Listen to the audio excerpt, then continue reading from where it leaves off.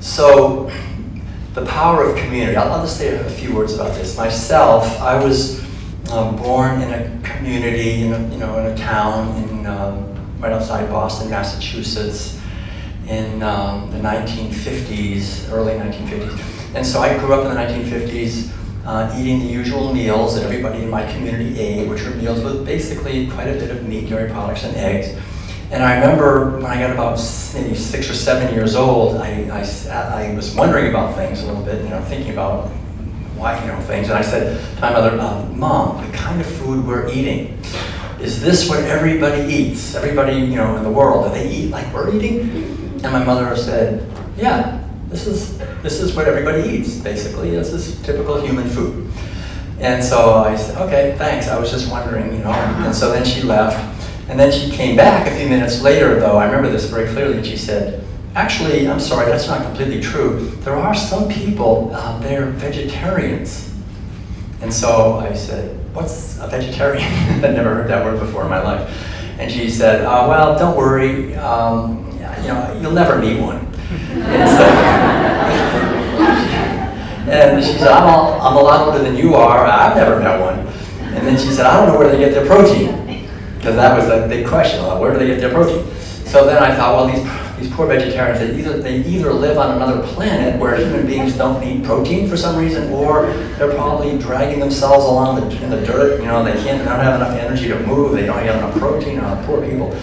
So that was my feeling about vegetarians, and I remember I never heard the word again. I mean, years and years went by, and that was the end of it. But I also remember growing up, and as I got a little bit older, my brother and I used to go away every summer to this summer camp that was in Vermont, which is kind of a little bit north in the Green Mountains, a very beautiful, mountainous kind of area. And there was a farm where we used to learn about life on the farm. And I remember learning a lot of different things, but one of the things I learned actually was how to catch chickens and how to hold one down on this board that had 2 nails in it, and to kind of hold her there, and then have my axe and cut her head off. Cows would naturally live 25 years, typically, or 30. And naturally, when they're 5 years old, they're killed because they're worn out at that age, because they're impregnated against their will on what the industry calls a rape rack. And after 9 months, they give birth to a baby. They're young at that point, maybe 1.5 years old. And so after 9 months, they give birth to a baby. That baby is always stolen from the mother, is killed, usually immediately.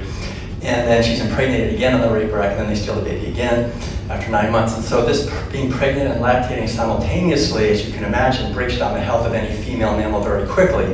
Female mammals are not designed for that kind of abuse. And so there it was. She was only 5 years old, and the guy said, well, he was a dairy operator, and he said, we can't use it for milk, so now we're going to use it for meat.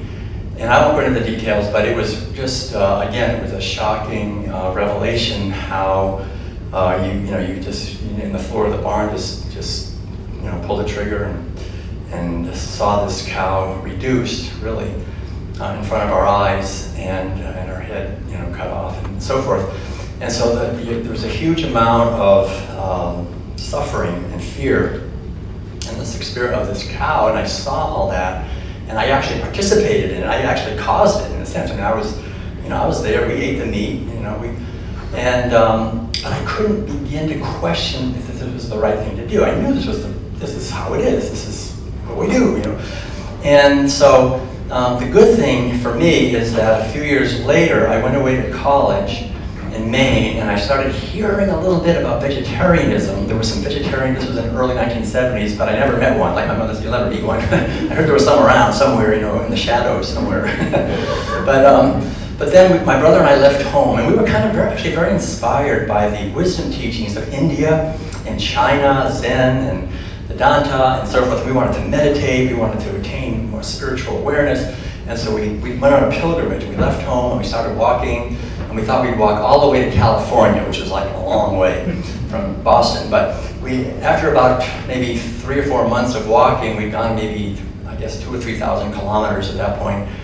And we had gotten to a place in Tennessee, and there was a community there that I had heard of, and we wanted to visit it. And it was called The Farm. And The Farm, in 1975, when we got there, was the largest hippie commune in the world. And they had about 900 people, and they were all vegetarians. And they called themselves vegetarians. We today would say they were vegans, because no one heard of the word vegan in 1975. That was an unknown word. But they didn't eat meat or dairy products or eggs. So there they were, and nobody was dragging themselves along the ground, you know, dying of a protein deficiency. They looked pretty good. And they even had about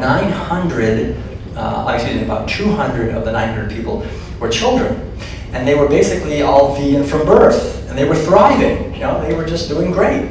And so I was looking at them, and I was talking to them, and I said, "Why are you vegetarians?"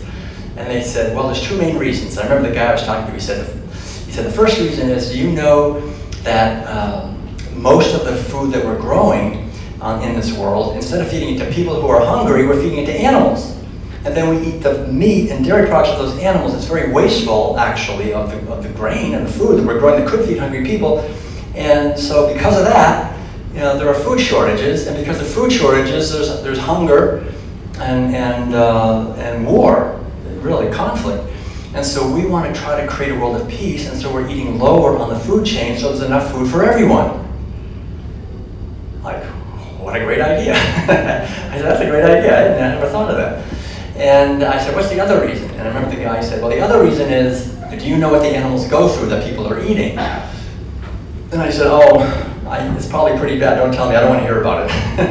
And he said, all right, I won't tell you anything. But he said, I'll tell you just a little bit. And he just said maybe 2 or 3 sentences very briefly, and just kind of giving me a little glimpse of what the animals that we're eating have to endure, and talked a little bit about how they're confined in very small spaces, cages and bars, and how they're very often banging their heads against bars, driven into insanity by this confinement, and how they're mutilated in a variety of ways. They're castrated without anesthesia, their beaks are chopped off, tails are chopped off, ears are notched. I mean, all kinds of horrible violence is done to them, and then they're pulled out, hung upside down, their throats are slashed.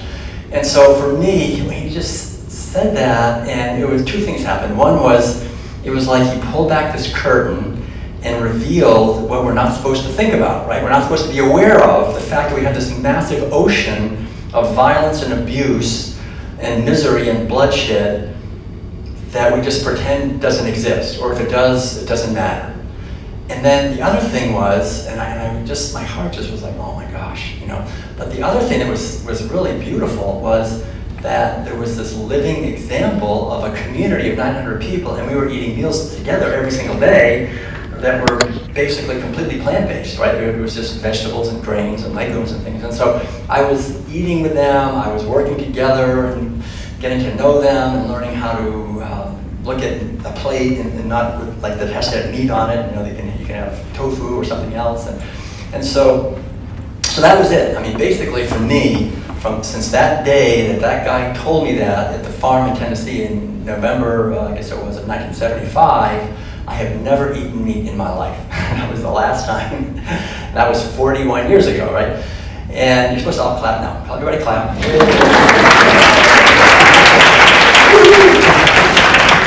And actually, also, I have to say, I have never been to a doctor in 41 years either.